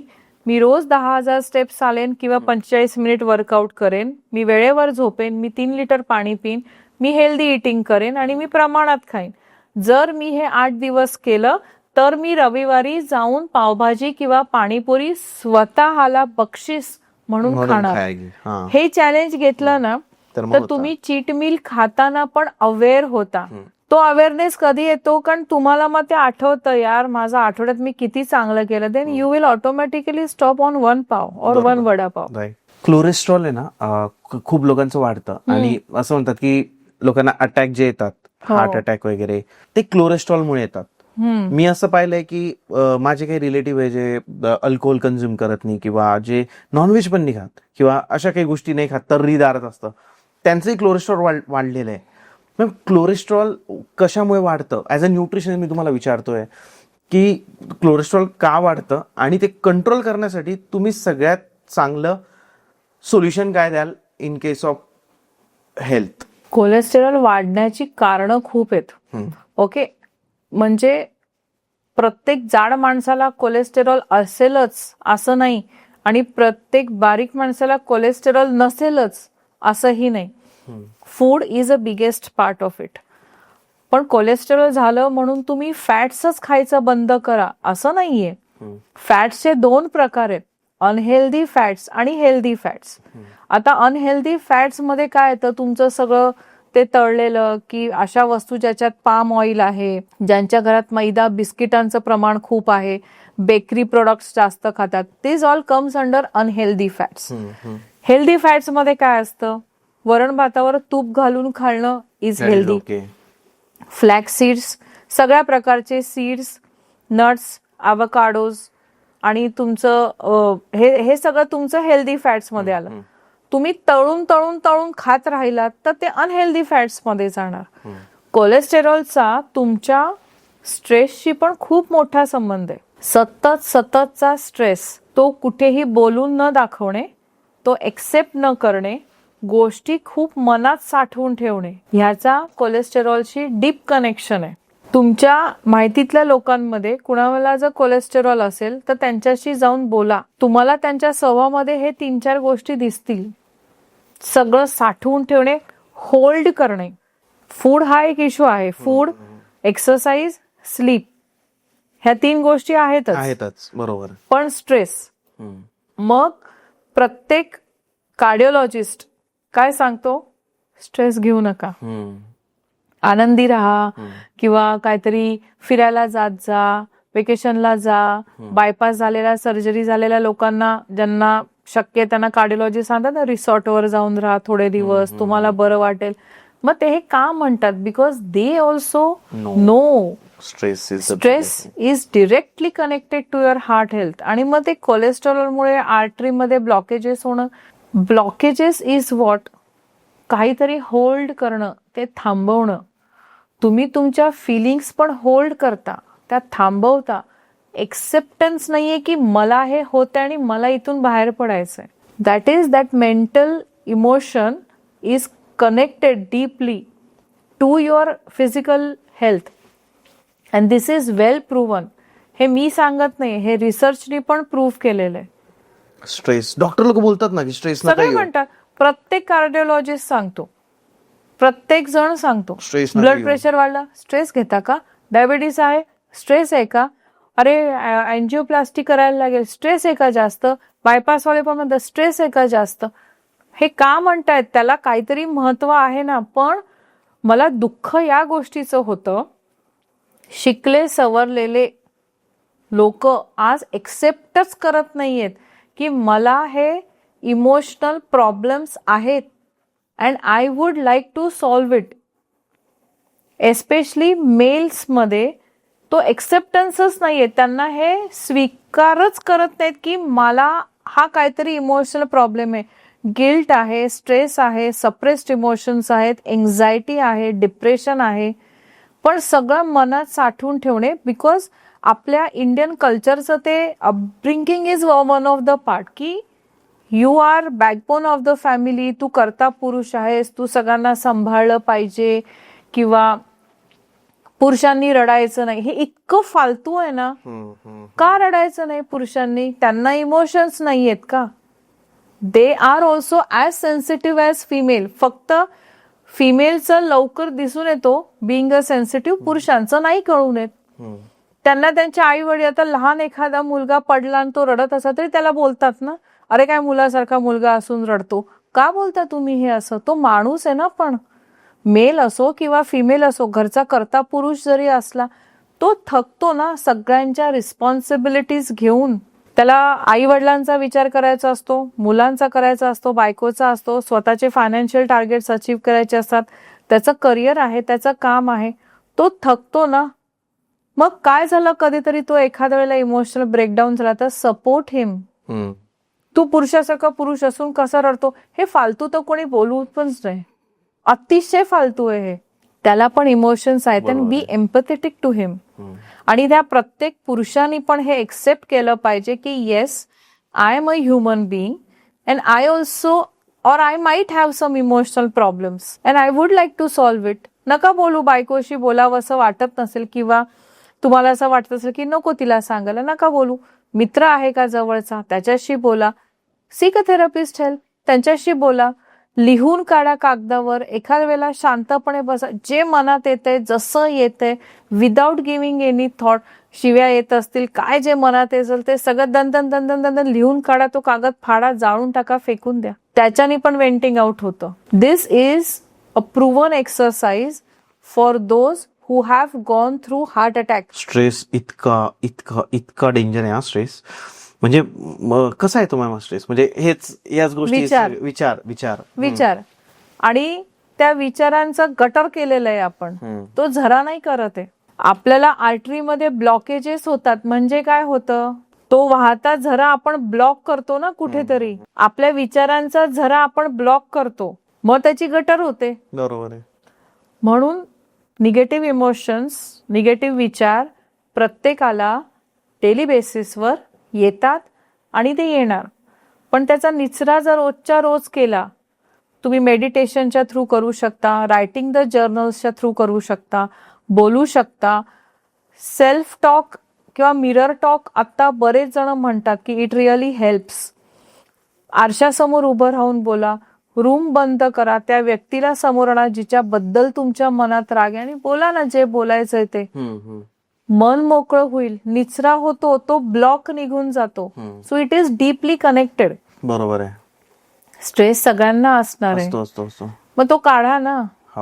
जसं आपण बाहेर गेल्यानंतर पोल्युशनमुळे आपल्या स्किनवर त्या धुळीची लेअर बसणारच आहे, मग आपण काय आंघोळ नाही करणार का? करतोच ना, आणि डेली बेसिसवर करतो. It's a maintenance. Every day brushing your teeth is maintenance of oral health. Every day आंघोळ करणे, स्वच्छ राहणे is maintenance of your skin and outer physical health. मग त्याचप्रमाणे तुमच्या मेंटल हेल्थचा डेली मेंटेनन्स केलाच पाहिजे. सगळे येऊन मेंटल हेल्थवरच थांबता मॅम. सगळंच येतं ना. म्हणजे माझी जर मेंटल हेल्थ आज चांगली नाहीये, म्हणजे मी आज स्ट्रेसमध्ये किंवा माझं डोकं आउट आहे, म्हणजे असं मला असं म्हणतो की या डोकंच आउट आहे आज, असं झालं तसं झालं, म्हणजे स्ट्रेस आलाय मला, माझी मेंटल हेल्थ खराब आहे, मी दुसऱ्या दिवशी वॉकला जाणारच नाही, मी जिमला जाणारच नाही. मग त्यावेळेला काय करायचं, ज्या क्षणी समजलं ना आज माझं डोकं फिरलंय, मला माझ्याशी कोणी बोलायला येऊ नका, माझं आज डोकं फिरलंय, मी पण बऱ्याचदा माझ्या मुलांना म्हणते माझ्या जवळपास कोणी येऊ नका. मग अशा वेळेला pull on a paper, take a pen, write down, वाटेल ते लिहा, वाचू नका. त्याला सिक्वेन्स अर्थ काहीही नसला तरी चालतो, ते वाचू नका. टराटर फाडा, फेकून द्या, चाळा, फेकून द्या. You discard the unwanted negative emotions with this simple activity. आणि कचरा नाही काढला तर स्वच्छता नाही राहत. बरोबर आहे. आजकाल जर आपण बघितलं पुणे मुंबईमध्ये तर लेडीज आणि जेंट्स दोन्ही पितात. ठीक आहे. अल्कोहोल कन्झ्युम केल्यानंतर डोपामाइन हाय होतं आपलं temporary. That is called as cheap dopamine. Okay. आणि ते पिल्यानंतर मग छान वाटतं आणि दुसऱ्या दिवशी बाजूवाल्यांना छान नाही वाटत. दुसऱ्या दिवशी एक गिल्ट असते मनामध्ये की आपण काल का पिलो. ओके.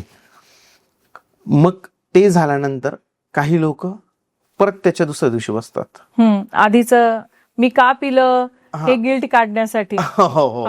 अल्कोहोल तुमच्या बॉडीवर किती हानिकारक परिणाम करू शकतं हे तुम्ही आपल्या ऑडियन्सला सांगा. अरे किती रिसर्च आहेत त्याच्यावर, किती व्हिडिओज, किती मोठ्या मोठ्या लोकांनी त्याच्यावर बोललेलं आहे. पण सिंपल सांगते, दारू से यकृत विकृत हो जाता है, अमिताभ बच्चनचा डायलॉग आहे. लिव्हर तर तुमचं हॅम्पर होतच, पण तुमचा मेंदू पण कामातून जातो ना. म्हणजे तुम्ही दिवसभर बरे असता, पण तर ती संध्याकाळ व्हायला लागली ना की मग ते ऍडिक्शन किक इन व्हायला लागतं. मी कधी एकदा तो दारूचा ग्लास घेतो. ह्याच्यात ना एक खूप गोष्ट मी काही दिवसांपासून ऑब्झर्व करते. आत्ताच्या जर तू वेब सिरीज बघितल्या ना, सगळ्या अशातच जावं, म्हणजे यंग जनरेशन हातात कंटिन्युअस बिअरच्या बाटल्या, स्मोक, आणि त्यांचं म्हणजे ते दाखवतातच असं की सहज बसल्यावर बिअर प्यायची असते.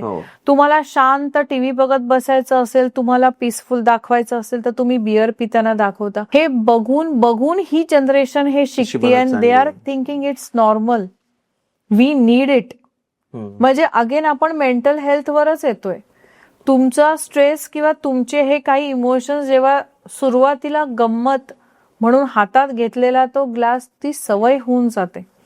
लिव्हर, किडनी, तुमचं हार्ट, काय कशावर परिणाम होत नाही, प्रत्येक गोष्टीवर परिणाम होतो, मेंदूपासून. आणि त्या व्यक्तीला जर कोणी सांगितलं की तू हे घेऊ नको, संपलं. ती व्यक्ती त्या म्हणजे इतकी अक्रस्ताळेपणा केलेले बघितलेले आहेत लोक मी. म्हणून मेंटल हेल्थ ही इम्पॉर्टंट आहे खूप जास्त. तुमच्याकडे जर एक क्लायंट आला, ही इज व्हेरी रिच, मी असं एक एक्झाम्पल देतोय की एक आपण सिच्युएशन क्रिएट करू. He is very rich but he is addicted to alcohol. Rich आहे बट ऍडिक्टेड ते असं नसेल की सकाळपासून पितो संध्याकाळ, but he is drinking every day. संध्याकाळी जातो किंवा पितो. त्या व्यक्तीची अल्कोहोलची जी हॅबिट आहे ती सोडवण्यासाठी तुम्ही त्याला काय फूड किंवा एक्सरसाइज किंवा मेंटल हेल्थ तुम्ही कुठे काम कराल? मी सर्वात पहिलं ना त्याच्या मेंटल हेल्थ वरच काम करेन. मेंटल हेल्थ आणि एक्सरसाइज. मी फूडवर जाणारच नाही सुरुवातीला. ओके. मी नुसतं फूड करेक्ट करणार पण मेंटली तो डिस्टर्ब असेल तर त्याचा काहीच उपयोग होणार नाही. If that person comes to me, the first thing I will try to understand हे सुरुवात व्हायच्या आधी त्याचं मेंटल कंडिशन काय होती आणि why this happen and how it started. तिथून त्या हिलिंगची सुरुवात होईल. वेळ लागतो पण हळूहळू ते होतं. एक्सरसाइज अशा लोकांना मी स्वतः जिम मध्ये करायला सांगत नाही. I tell them to go in nature. का? Nature is a healer. नदी किनारी जाऊन बस, बघ कसं छान वाटतं ते. शांत होतो आपण अपने आप. आपण आपल्याला शोधायला लागतो. हा शोधच आपण घेत नाही. वर वर वर वर सगळे लेअर क्रिएट केलेले आहेत आपण. अशा लोकांना नेचरमध्ये जायला सांगायचं सकाळ संध्याकाळ.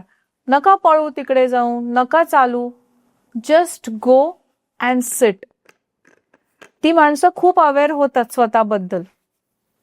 रडतात, इमोशनली ब्रेकडाऊन होतात. अँड देन एकटं जायला सांग. एकटं किंवा मग त्यांच्या friends बरोबर something. Friend or wife or Okay. On anyone. पण ते जाऊन तिथं त्यांच्याशी काही बडबड नाही करत बसायची. जर कोणी गेलं तर उगच गप्पा मारायचा आणि तिथं जाऊन सल्ले नाही द्यायचे. Just be with that person. मग तो हळूहळू त्याचा तर थोडंसं 10 मिनिटं वॉक करतो, टेकडी चढायला लागतो. ही जी कार्डिओ हेल्थ इन नेचर ते तुम्हाला मेंटली पीसफुल बनवत जाते. Exhausted body and peaceful mind. मग हळूहळू देन वी क्रिएट. समजा माझ्याकडे अशी केस आली तर आमची जशी टीम आहे, थेरपिस्ट आहेत, डी ॲडिक्शनचे काही एक्सपर्ट्स माझ्या लिस्टमध्ये आहेत. So we all work as a team to help that person to come out of this. पण मी सांगू का, हे इमोशनल हिलिंग केलं ना, थोड्या इमोशनल हिलिंगच्या एक्सरसाइजेस केल्या, काही थेरपीज केल्या, बोलणं, त्याच्यानीच 50% लढाई जिंकता येते. If that person is coming to me and talking to me, काय त्याला पर्सनली ओळखत नाही. त्याला माहितीये की मी काय त्याला जज करणार नाही. Because I am here to help him, treat him. मग अशी माणसं मन मोकळं बोलतात. कदाचित पहिल्या सिटिंग मध्ये नाही बोलत, पण हळूहळू ते बोलत जातात. इमोशनल हिलिंग होत जातं. आत खूप वर्षांचं दडलेलं, सप्रेस झालेलं ते बाहेर पडत जातं. And with other team support ह्या गोष्टी मॅनेज होतातच. पण पेशन्स लागतात खूप. नेचर खूप काम करतं. Nature is a biggest healer and is free. Is free. Exactly. आपण असे बाकी गोष्टींवर इतके पैसे खर्च करतो मॅम. जा लोणावळ्याला, थांबा तिथं कुठे, नका तुम्ही रिसॉर्टला नका जाऊ, पण देअर आर व्हेरी चांगल्या नेचरच्या गोष्टी आहेत तिथं, स्पॉट आहे तिथं. तुम्ही पुण्यात तळजाई टेकडी आहे, पर्वती आहे, सारसबाग साईड डॅम आहे, भरपूर पाषाणला पण भरपूर छान जागा आहे. म्हणजे गो इन नेचर. जिथे तुम्हाला ग्रीन कलर, पाण्याचा आवाज, पक्ष्यांचा आवाज, हे वेगळं जेव्हा तुम्ही ऐकाल ना, तुम्ही आपल्या मोबाईल बाजूला ठेवून टाकाल. फक्त त्या ठिकाणी गेल्यावर घाण नका करू. तिथं सगळ्यांना सांगायला लागतं. हे लोक फॉरेनला जाऊन स्वच्छता ठेवणार, आपल्या देशातच घाणेरडेपणा करणार. मोदीजी अकेले क्या करेंगे. बरोबर आहे. वेट लॉसवर थोडं परत येऊ आणि फूडवर पण जर परत आलो आपण, तर तुम्हाला काय वाटतं मॅम की पुरुष आणि स्त्री यांचं जे बॉडीतलं स्ट्रक्चर असतं ते सेम असतं का, की ते डिफरंट आहे? म्हणजे जे प्लॅन तुम्ही आता सांगितले, भरपूर काही गोष्टी दोघांनी जरी ते यूज केलं त्यांच्या लाईफमध्ये, डेली लाईफमध्ये, तरी ते वर्कआउट होईल? हे बघ, जनरलाइज प्लॅन सगळ्यांच्यासाठी वर्क होतो. फिमेल्स मध्ये ना hormonal integration is totally different than male hormonal integration. Okay. माझ्याकडे जेवढे कपल्स एनरोल होतात ना, त्यांच्यामध्ये गंमत काय होते माहितीये का, male can lose weight faster than females. Okay. With the same plan. Okay. With the same plan. मग त्याचं कारण काय आहे, कारण फिमेलचे hormones are different than male hormone. मेल्समध्ये testosterone is a main hormone leading to muscle gain वगैरे. त्याच्यामुळे त्यांच्यामध्ये मसल गेन आणि फॅट लॉस लवकर होतो. ऑन द कॉन्ट्ररी फिमेलमध्ये कॉर्टिसॉल, इन्सुलिन, इस्ट्रोजेन, प्रोजेस्टेरॉन ह्या सगळ्याचा इम्बॅलन्स झाला ना की त्यांना फॅट लॉस थोडा अवघड जातो. म्हणून मस्क्युलर बॉडी मेलची जास्त लवकर डेव्हलप होते. फिमेलमध्ये तेवढ्या त्या मॅस्क्युलाइन होत नाही because they don't have that much testosterone secretion in their body. याचा अर्थ त्या वेट लॉस करू शकत नाही, फॅट लॉस करू शकत असं नाही. पण हा एक बेसिक सायंटिफिक डिफरन्स आहे. Logical difference. हा एक प्लॅन नवरा बायको दोघांनी 1 महिना केला ना तर बायकोचं 3 किलो उतरेल, नवऱ्याचं 5 किलो पण उतरू शकतं. ओके. सो हे थोडासा हा फरक पडतो because you are made like that. It's a manufacturing defect. असं म्हटलं जातं की अरे तो खूप खातो पण त्याचं वजनच वाढत नाही, तो खूप स्टील दिसतो म्हणजे एकदम स्लिम दिसतो पण बघ ना किती खातो, म्हणजे असं म्हटलं जातं. असं का होतं? मेटाबॉलिझम. ओके. पचन संस्था चांगली असते.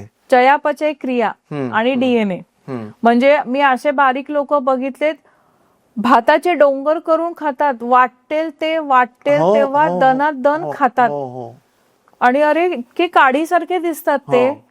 आणि ऑन द कॉन्ट्ररी असं मोजून असे खाणे ते म्हणतात अरे आम्ही हवा खाल्ली ना तरी आमचं वजन वाढेल. सो मेटाबॉलिझम, तुमचे जीन्स, ते दोन्ही गोष्टी मॅटर करतात ना. आणि याला सोल्युशन आहे फूड अँड एक्सरसाइज, होऊन जाईल सगळं ओके. येस. कारण काही लोकांना ना मॅम आता इतके डिप्रेस झाले काही लोक तर की त्यांना असं वाटतं की मी इतका जाड झालोय किंवा मी बारीक होतच नाही, पण ते प्रोसेस फॉलो करत नाही म्हणून नाही होत. प्रोसेस फॉलो केली तर तुम्ही कुणालाही बारीक करू शकता. या भीतीवर लोकांनी करोडो रुपये कमावून घेतले, फसवणूक झाल्या लोकांच्या. हो, म्हणजे सप्लिमेंट्स, वेट लॉसचे इंजेक्शन्स आता जे मार्केटमध्ये आलेले आहेत आणि आपल्याकडे आता ऑफिशियली सगळीकडे मिळणार आहेत, त्याचं तुमच्या भीतीचाच पैसा आहे हा. म्हणजे मला आता होणारच नाही, तुम्ही गिव्हअपच करून टाकता, मला होणारच नाही. ऑफकोर्स मेडिकल कंडिशन्स काही जणांच्या अशा असतातच की in spite of good diet and exercise they are not able to achieve that weight loss, but they are some medical conditions. मग त्याच्यात जर तुम्हाला काही इंजेक्शन्स घ्यायचे असतीलच, लोकांना घेतात, बरेच जण सप्लिमेंट्स घेतात, पण मी असं म्हणेन की तुमच्या फिजिशियनच्या, डॉक्टरांच्या सल्ल्याशिवाय घेऊ नका काही घेऊ नये. अगदी स्वतःच्या मनाने कुठल्या तरी रील मध्ये बघितलं असे स्वतःच्या जीवाशी खेळ करू नये. बिलकुल नका करू. क्रॅश डाएट तर अजिबात करू नये. हेल्दी राहण्याचा प्रयत्न करा. Weight loss will be the by product. बरोबर आहे, एक्झॅक्टली. तसं काम करत राहा, पैसा येत राहतो. प्रेग्नन्सीमध्ये असं सांगितलं जातं की स्त्रियांनी वेट लॉस केलं पाहिजे किंवा एखाद्या स्त्रीला जर बेबी होत नाहीये तर त्यावेळेस डॉक्टर बोलतात की तुम्ही आधी वेट लॉस करा, तिचं जर वेट जास्त असेल तर. ते का सांगितलं जातं, त्याचा आणि त्याचा काय संबंध? Hormonal balance. हेल्दी प्रेग्नन्सीसाठी किंवा कन्सीव्ह करण्यासाठी तुमच्या सगळ्या हॉर्मोन्सचं बॅलन्स होणं महत्वाचं आहे, तरच बेबी कन्सीव्ह. एस्पेशली इस्ट्रोजेन आणि प्रोजेस्टेरॉन. पण तुमचं ओबेसिटी लेवल वाढली किंवा फॅट लेवल वाढली बॉडीमध्ये तर इस्ट्रोजन आणि प्रोजेस्टेरॉनचा इम्बॅलन्स होतो आणि मग तुम्हाला कन्सिव्हिंगचे चान्सेस कमी होतात. This is one of the very small reasons. जशा केसेस बदलतात तशी कारणं वेगळी असतात. म्हणून again I will correct you, pregnancy मध्ये वेट लॉस नसतं करायचं, कन्सीव्ह करायच्या आधी जे करायचं ते करून घ्या. प्रेग्नेंट झाल्यानंतर नका करू. मग आधी म्हणजे कन्सीव्ह होण्यासाठी 6 महिन्यापासून ट्राय करायला सुरुवात करा. वर्ष 6 महिने तयारी करायची. पण कृपया जर तुम्हाला फॅमिली एक्सटेंड करायची, कन्सीव्ह करायचं असेल तर मुळीच कुठलेही क्रॅश डाएट आणि सप्लिमेंट्स घेऊन वेट लॉस करू नका. त्याचा खूप नंतर वाईट परिणाम होणार आहे तुमच्या प्रेग्नन्सीवर. बरोबर आहे. हेल्दी वेट लॉस करा किंवा मी असं म्हणेन आधी लाईफस्टाईल हेल्दी करा, मेंटल हेल्थ चांगली करा, तुमचे सेक्शुअल रिलेशनशिप्स हेल्दी करा. तुमची फिजिकल हेल्थ आपणे आप त्याच्याबरोबर चांगली व्हायला मदत होईल. मॅम, एखादा व्यक्ती आहे की ज्याची physical health is not good, obesity झाली आहे, एनर्जी कमी पडते लाईफमध्ये, मग त्याचा एनर्जी कमी म्हणजे मग प्रत्येक गोष्टीत त्याची प्रोडक्टिव्हिटी कमी होते, क्रिएटिव्हिटी कमी होते, ऑफिसमध्ये काम लागत नाही, घरात, त्याचा कुटुंबावर काय परिणाम होऊ शकतो? आणि जर एनर्जी चांगली केली त्याने, सगळं प्रॉपर फूड, एक्सरसाइज सगळं, त्याचाच कुटुंबावर चांगला परिणाम काय होऊ शकतो? दोन गोष्टी आहेत.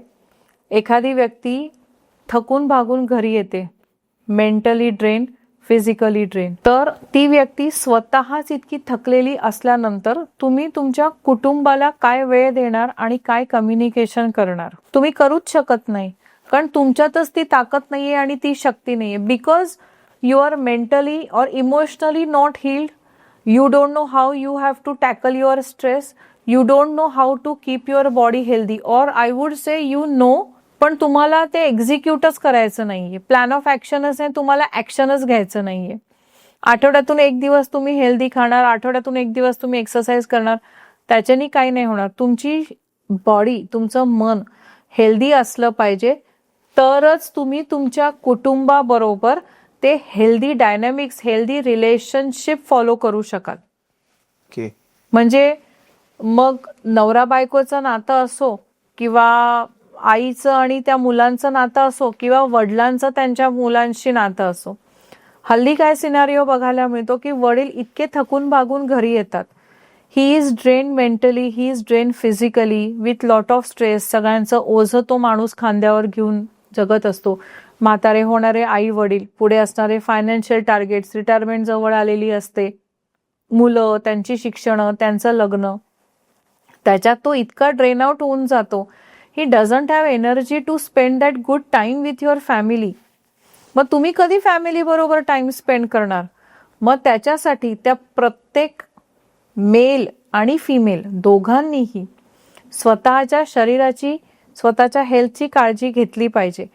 आणि एक कॉन्टेक्स्ट नसला तरी मला हे ऍड करावं असं आत्ता असं वाटेल की माझ्या प्रत्येक मित्राला मी हे सांगते, किंवा भाऊ असो, मित्र असो, प्रत्येकाला सांगते. आणि हा ऑडियन्स जो आहे तुमचा, आणि हा पॉडकास्ट ऐकणाऱ्या प्रत्येक पुरुषाला मला एक सांगावं असं वाटतं, जर तुम्हाला 18 ते 25 या वयोगटातली मुलगी असेल, तर तिच्या आयुष्यात तुमचं तिच्याशी कनेक्शन नसल्यामुळे तिच्या आयुष्यात जर ती मेल इमोशनल सपोर्टिव्ह एनर्जी जर कमी पडली, तर तोच सपोर्ट आणि ती मेल एनर्जी ती बाहेर शोधणार आहे, आणि ते जास्त डेंजरस असणार आहे. कारण त्या मुलीला, म्हणजे हे scientifically we are made like that, त्या मुलीला वडील हवे असतात तिला सपोर्ट करायला, to make her feel safe. ही सेफ्टी तिला घरात मिळाली नाही, आणि तिला तिथे जर निगेटिव्ह इमोशन्स मिळाल्या तर ती तिथून डिस्कनेक्ट होते.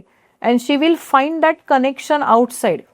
टच डिप्रायव्हेशन म्हणजे त्या प्रत्येक बापानी आपल्या वयात आलेली मुलगी असली तरीही, आणि लहान असेल, लहानपणापासून तुमच्या मुलीला उठल्यानंतर, सकाळी आणि रात्री झोपताना एक हग करायला पाहिजे. हग करताना I love you and bless you एवढंच म्हटलं पाहिजे. याच्यानी तिला एक तो सपोर्ट मिळतो.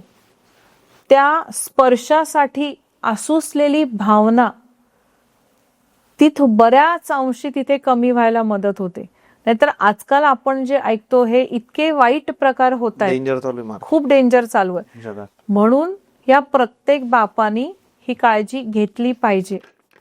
बऱ्याचदा काय होतं, लहानपणापासून वडील मुलींच्या बरोबर खेळतात, मुलींना जवळ घेतात वगैरे, पण मग ते मुलगी वयात आली की त्यांना ते ऑकवर्ड होतं. असं नका करू.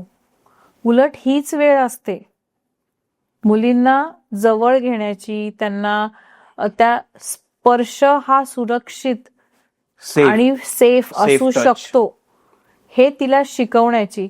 तो स्पर्श आणि तो सपोर्ट इथे मिळाला ना, तिला बाहेरच्या जगात हे शोधायचे आणि ती शोधायला पण जाणार नाही. आणि ही सेफ्टी आणि ही स्पर्शातून आलेली सिक्युरिटी तुम्ही तुमच्या मुलीला देता, आपणआप तिची पण मेंटल आणि फिजिकल हेल्थ चांगली होते आणि तुमची पण होते. एक्झॅक्टली. म्हणजे किती इंटरकनेक्शन आहे ना, सगळं इंटरकनेक्टेड आहे. म्हणून हे खूप गरजेचं. आणि आईनी पण आपल्या मुलाला हा टच, ही सेफ्टी आणि ही सिक्युरिटी दिली पाहिजे. मुलगा आहे ना, then you have to hug him. मुलगी आहे ना, हग हिम. म्हणजे it should be a culture. Foreign मध्ये बघतो ना आपण, आहे असं बरं. आपल्याकडे पण आहे, आपल्याकडे असायला पाहिजे. मी तुमची एक रील बघितली तुमच्या इंस्टाग्राम चॅनलवर की तुम्ही एक नवीन प्रोग्राम आणताय फॉर द जे तुमचे क्लायंटचे, जे तुमचे लोक आहेत सगळ्यांसाठी. तो प्रोग्राम काय 100 समथिंग? इव्हॉल्व 100 म्हणजे स्वतःला इव्हॉल्व करणं, ग्रोथ किंवा स्वतःला फुलवणं, नवीन एक रूप घेणं स्वतःचं. तर हा एक ग्रुप प्रोग्राम आहे 100 डेजचा आणि it is focusing on mental health, emotional health and physical health. It's not just a weight loss program. Females who are looking to get mentally and emotionally healed and yet want to lose weight sustainably, त्यांच्यासाठी हा 100 दिवसांचा programme आहे. याच्यात 14 live sessions असणार आहेत. म्हणजे every weak मी स्वतः personally live session घेणार. ग्रुप प्रोग्राम आहे. डाएट चार्ट्स एव्हरी 20 डेज आम्ही बदलून देणार. वर्कशीट्स भरपूर देणार आहे. काम भरपूर देणार आहे. जर्नल्स देणार आहे. पीडीएफ्स देणार आहोत. So all the 100 days people will be engaged in healing themselves mentally. जर आपण आता एवढं सगळं बोललो तरी पण जर कुणाला वाटत असेल की अरे I need help, I need support, then this group program is for them. म्हणजे हा ग्रुप प्रोग्राम ह्यासाठीच आहे की I am there to help you out. Perfect. Yes ma'am, thank you so much. खूप छान माहिती दिली तुम्ही. थँक्यू. खूप छान माहिती दिली आणि मनापासून सगळं सांगितलं. मला पण खूप खूप बरं वाटतं इथे आल्यावर. इट्स कम्फर्ट आणि घरी आल्यासारखं असं निवांत गप्पा मारायला. Yes, it's very nice. Thank you so much. Thank you so much ma'am. Thank you. ज्याही लोकांना वाटतंय की आपल्याला वजन कमी करायचंय किंवा मसल गेन करायचे आहे या सगळ्या गोष्टींसाठी, किंवा तुमची मेंटल हेल्थ तुम्हाला असं वाटतं की थोडी डिस्टर्ब झाली आहे, तुम्ही मॅमला कॉल करू शकता. नंबर दिले खाली, किंवा तुम्हाला तो 100 इव्हॉल्व प्रोग्राम तो जर जॉईन करायचा असेल तरी तुम्ही मॅमला कॉल करू शकतात. नंबर डिस्क्रिप्शन मध्ये पण आहे, डिस्प्लेला पण येत असेल. इंस्टाग्रामचं अकाउंट मॅमचं जे ते पण डिस्क्रिप्शन मध्ये ऍड केलेलं आहे. Thank you so much. थँक्यू.